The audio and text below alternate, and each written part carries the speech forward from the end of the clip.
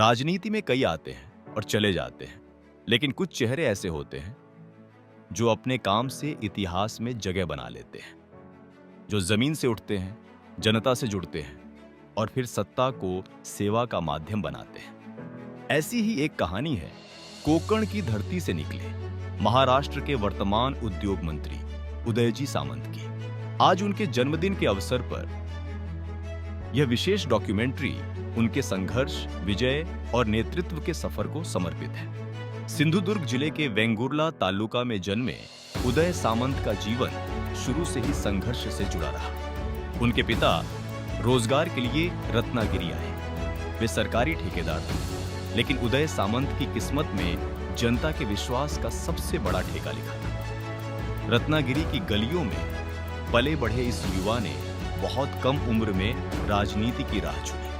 साल 2004 में एक नए चेहरे ने रत्नागिरी की राजनीति में हलचल मचा दी। राष्ट्रवादी कांग्रेस पार्टी के टिकट पर चुनाव लड़ते हुए उन्होंने अनुभवी और मजबूत उम्मीदवार बाल माने को हराकर विधानसभा में जोरदार एंट्री की।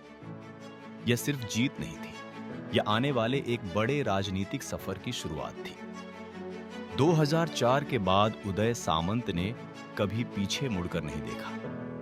2009 में एक बार फिर जनता ने उन पर भरोसा जताया। समय बदला, राजनीतिक समीकरण बदले, लेकिन जनता का समर्थन कायम रहा। 2014 और 2019 में उन्होंने शिवसेना का दामन थामा और हर चुनाव में जीत दर्ज करते हुए अपने किले को अभेद्य बनाए रखा। 2019 में जब उन्हें उच्च और तकनीकी शिक्षा मंत्री की जिम्मेदारी मिली, तब उन्होंने अपने तेज फैसलों और कामकाजी शैली से प्रशासन में अलग पहचान बनाई। लेकिन असली परीक्षा आई 2024 में।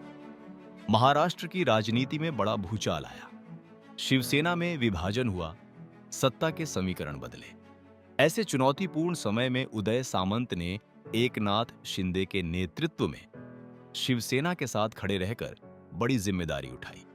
कठिन मुकाबले, तीखा चुनावी संघर्ष और पुराने प्रतिद्वंद्वी, इन सब के बावजूद उन्होंने एक बार फिर बाल माने को हराया और लगातार 5वीं बार विधानसभा में विजय का परचम लहराया।